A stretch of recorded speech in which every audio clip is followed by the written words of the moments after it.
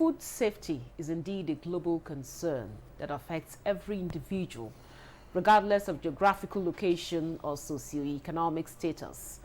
With the increasing complexity of food production and distribution systems coupled with emerging pathogens and contaminants, the need for robust food safety measures has never been more critical.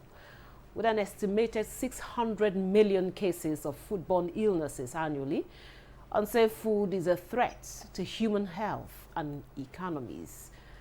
This proportionally affecting vulnerable and marginalized people. An estimated 420,000 people around the world are said to die every year after eating contaminated food, while children under 5 years of age carry 40% of the foodborne diseases burden, with 126,000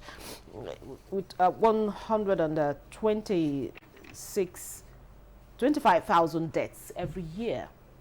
Experts say implementing stringent food safety measures, including proper hygiene practices, adequate cooking temperatures, and regular inspections of food handling facilities can mitigate these risks and protect consumers.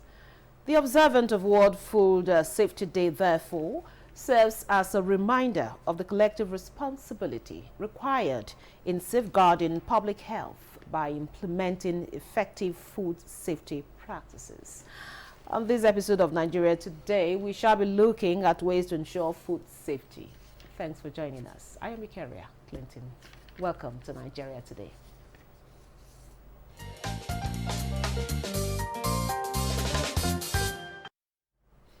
Now, joining me in the studio to look at ways of promoting food safety is Dr. Isaac Abuja.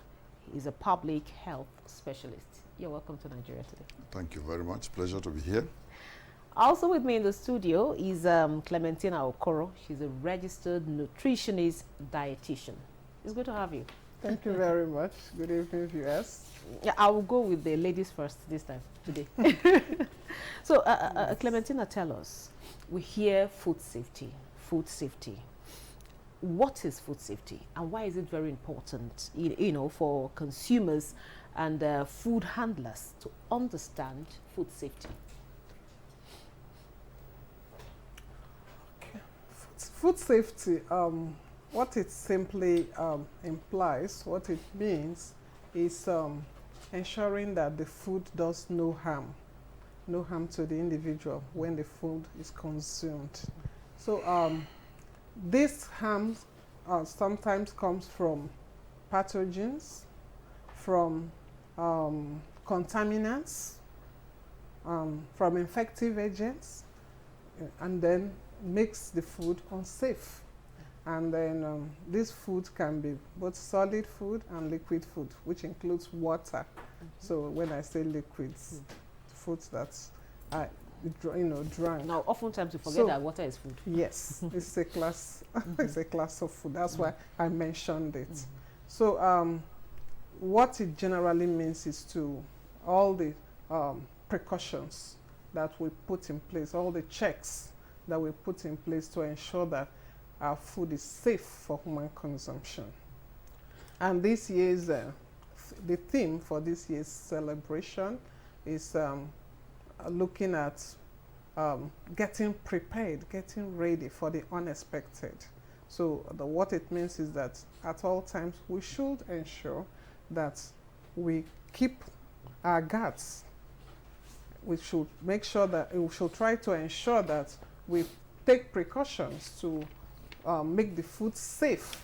And sometimes also, not even just from contaminants that we can make the foods unsafe, but certain times some excesses, things that are added, additions to the food that can make the food unsafe. And then take preservatives. Preservatives, even some things that are added to the food. Take for instance salt. You know that salt contains sodium chloride, but when it becomes excess consumption can put the body at risk, increasing cardiovascular health, cardiovascular diseases. So excess of all this are what I could say makes food unsafe. So food safety looks at all these categories of issues I've mentioned. Okay. Thank you very much. Now, Dr. Abuja, when we talk of food safety, quite a lot of persons, I know most persons know that food, sometimes if it's not safe, it can cause illnesses. While some don't even know. Some, even when they eat something and it causes problem, they'll tell you it's from the village and all of that. So, what are some of these, the common foodborne illnesses and their causes? Wow, there are plenty. There are plenty. First of all, let's look at food generally from the time it is cultivated, harvested, stored, and consumed. Right from the time of cultivation, the type of pesticides that we use to kill the grass or weed the farm could go into the food and cause harm to us at the time that we consume them. But coming back, and then of course, also when you eat the food, if you eat your food without washed hands or washed plates or washed instruments that you use in cooking or in eating, they could cause harm to you. But the most common foodborne disease that we all talk about in Nigeria is cholera, of course. But we have cases of diarrhea, especially among young people, that is caused by bacteria most of the time, and can be traced back to the food that we eat. So that is part of foodborne or an illness that can be caused by the food that we eat.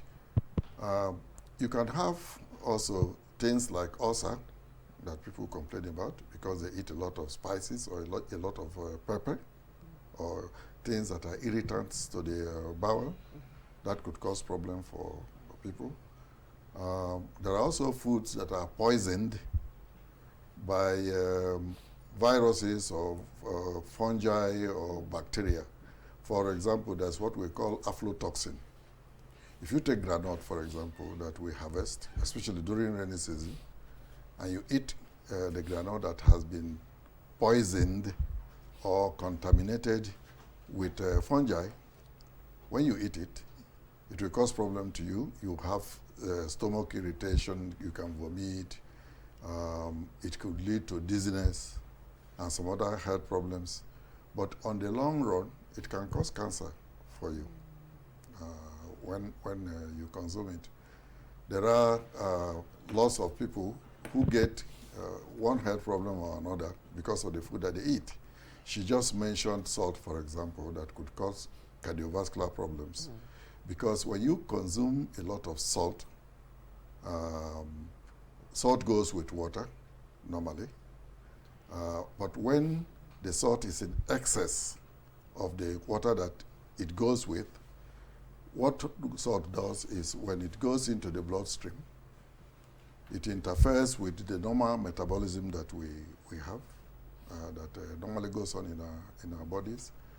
And it can lead to hypertension. It can lead to cardiovascular problems.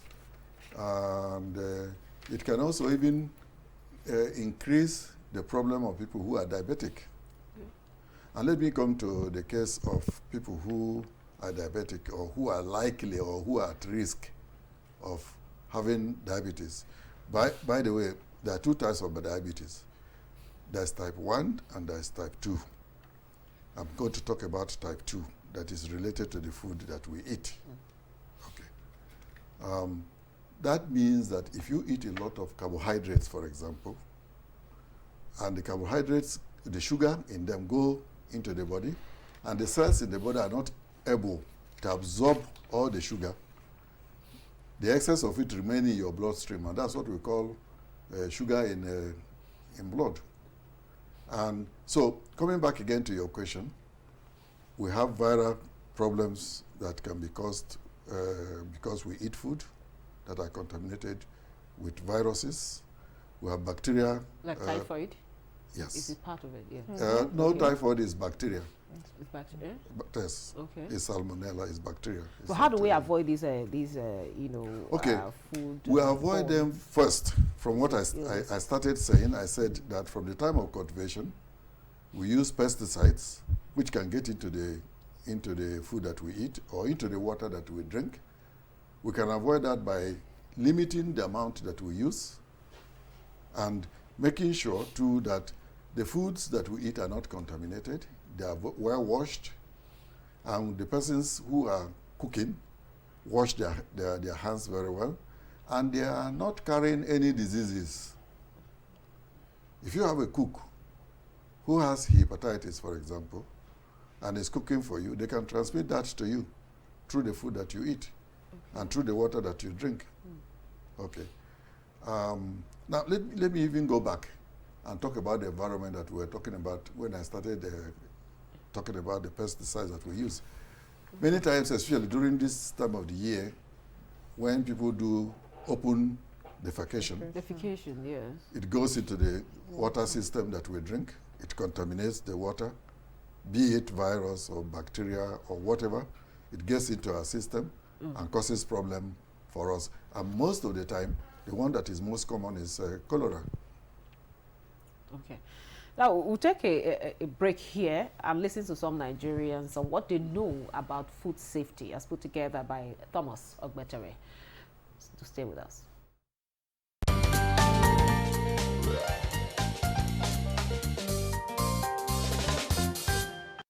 There are so many ways to ensure safety, like in the kitchen, you ensure that the environment where you are cooking is always kept clean, and then the kitchen utensils you use, they are always clean.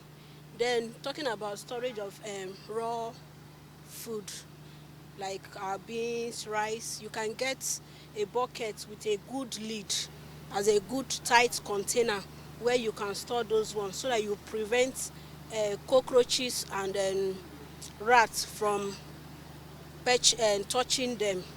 Like, see the case of Lassa. We tend to believe that it's one animal, mommos, with plenty breast that causes Lassa. So by the time you have that kind of rat in your house and you keep your food just carelessly, and such a rat urinate, generally that will not urinate on it, at least from there you can get Lassa. So proper storage is very, very important. So before and after eating, you wash your hands. You wash your hand before touching the food. Then after eating, you wash your hands. And those utensils you use in eating those food, make sure they are clean. You are supposed to use a warm soapy water or a hot soapy water, to wash it, to keep it clean. You wash it. Before I consume anything, I always find out whether it's genetically modified, because I know the implication that comes with it. I work in the hospital, I have idea. So I eat fresh food, but like I said, I always find out most of the food I eat, I plant them myself. Tables, once I want to use it to cook, I must wash them properly, wash my hand, make sure my kitchen areas are very, very clean. So in that way, I'm not going to be exposed to germs and all those other things.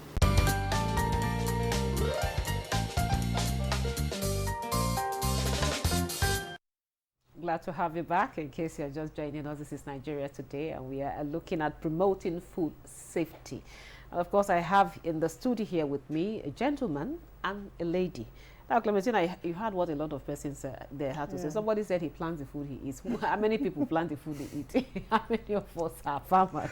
Yes. Now, tell us, I haven't heard what they have to say there.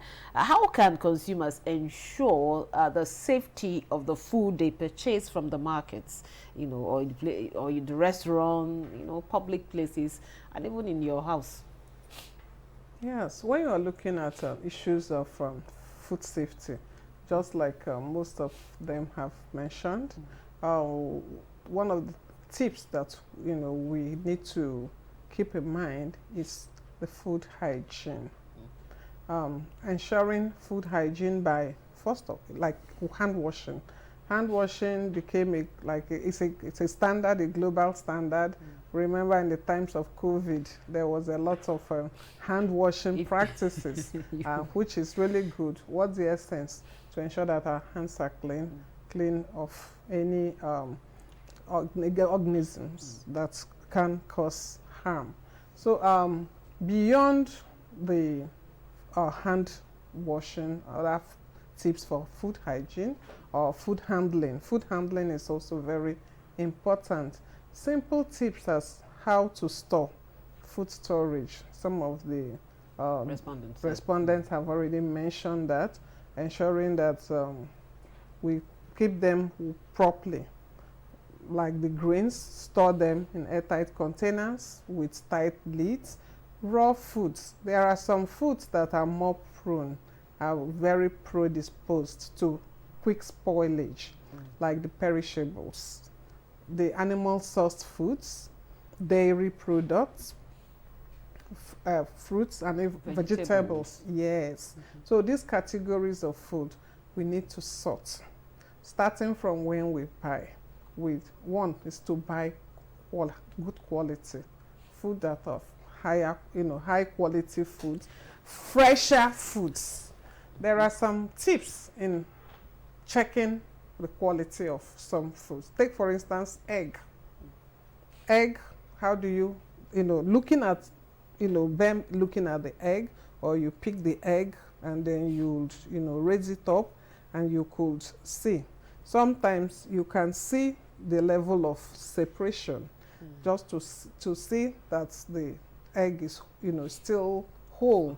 Also looking at if you even view it, if it has stayed for long, sometimes you may see some spots. So buying freshly harvested, let me use the word harvested food, is very essential. Okay, you talked about eggs. How do you check a crate of egg? You'll be bringing all of them one after the other. Well, no. It's can do some level of random sampling, like I have said, eyeballing. Sometimes if you have water, for instance, you can just pick one, drop it in water. When it floats, when it just floats, it shows that it's not, the quality is poor. Okay, if it floats, yes, it is spoiled. Yes, it is spoiled, yes, because it's to be somehow lighter. Then sometimes too, the smell. I remember when foods were distributed during the lockdown. I was privileged to be one of the persons that was in a place where the foods were distributed to for school children, when the lockdown was still ongoing. And we looked at the eggs that were supplied. It was massive. Of course, we wouldn't start checking them one by one, but by eyeballing, by looking at the eggs, you will be able to determine the quality. And also the smell, like I have said, sometimes it will begin to smell, foul smell. So you know that there is no longer in good quality. Same with meat. Okay. Meat, like I said, spoils easily. Even looking at it, sometimes it will begin to turn greenish. So how do you store it now? Okay, so in terms of storage, like I have said, you pack them after washing. You pack them and keep them separate. These fleshy foods, you keep them separate from other ones. And then it is also better to pack in a tight, maybe leather, or cellophane bags, and then freeze. So these ones need to be frozen. Okay, now if you don't have a refrigerator. If you don't have a refrigerator, you cook it fresh immediately as you buy, to avoid spoilage. And then even when you have to consume, you reheat. You reheat it, so that it will reach some level of boiling. What of drying? Also drying. Okay. Drying is also a method, of course, like for fish. That is one of the preservative method. Okay, I'll have to stop you here. I know you have Same with vegetables. Even vegetables, you can as well. Dry. Yes, shade dry. Okay, thank you very much. Now, what are some of the cooking, temperatures for some of our, like she said, meat? We know that sometimes after boiling, they'll tell you they didn't boil it enough. You know, sometimes we even go to buy, some of these meats outside, whether suya or there or thereabout. You see some of the meats, they have something like, blood inside of it. What is the temperature needed for, to make sure that one who consumes this food does not get, these foodborne illnesses? Okay, now this question is asked over and over and over. Since most people don't use thermometer to measure the temperature at which they cook their food, one of the best ways is to use the time that you use in cooking the food. Okay. If, for example, you are boiling meat, rather than boiling the meat for 5-10 minutes, boil it for 20 to 30 minutes, or even 1 hour, depending on the type of meat. If you are cooking pork, will you for have example, enough gas? yes, if you are cooking pork, for example, you need to boil it longer. Pork? Pork, yes. Pig meat. Okay. If you are cooking food meat that is already suspected to be contaminated, that is smelling, for example, or the intestine part of the meat, for example, needs to be boiled longer than the real meat, the muscle part of the meat. Why? Because that's where bacteria is found. That's where the things that cause disease are stored. So when you boil them longer, the chances that you destroy them and kill them is higher. If you say, for example, if I tell you you should boil it for 90 degrees, you the don't know average what 90 person doesn't degrees. even know what 90 degrees is, exactly. and you don't have a thermometer to measure. So the best way is to use time as your parameter for killing organisms that might be in food. Okay. Now, let me also talk about contaminated food. At the moment, people are buying what they call spoiled tomato in the market. If you go to the market now, they sort tomato. The ones that are very nice, like the one they call Jos. yes, Tomato well, the Jos. one from Jos, and the high grade tomato. Then the low grade the one tomato. they call the Rica. Yes. There's one we call the Rica. Yeah. Very red one. Yes. Well, and then the medium grade, and then the very low grade, the one that is already spoiled. People are buying them because yes, they are cheaper and they can afford them. Yes. And the people who are selling them can afford to sell them at very low prices because they are already wasted anyway. Okay. Those are the ones that are causing most of the health problems that we have. Really? Because, yes, bacteria is in them and is multiplying by the hour, by the day. And so when you take it and you cook, the chances that you get illnesses from them is much higher than when you get a regular, good tomato that is not contaminated or that is not spoiled, that is not open. Okay. And related to this also is onions. Okay. Yeah. People think that onion does not store any bacteria or any virus. That's not true. As a matter of fact, onion is one of the most dangerous items of food you have in your house. If you cut onions? Yes, if you take onion and cut it into two, and leave the half, and leave half like that open, by the following day, it has attracted all the bacteria around that area. You will not see them. But that is true. Okay. So for those of us who like to eat raw onion, for example, if you don't know and you go and take that onion and you eat raw, you're getting into trouble. Wow. Let me also contribute here in terms of... in 30 seconds, because we yes, really in terms of this meat cooking, when the meat is, is still half cooked, peradventure you cut it and there's still blood, you still return it and still continue to cook until it is properly done. Okay. It's very important. Thank you very much.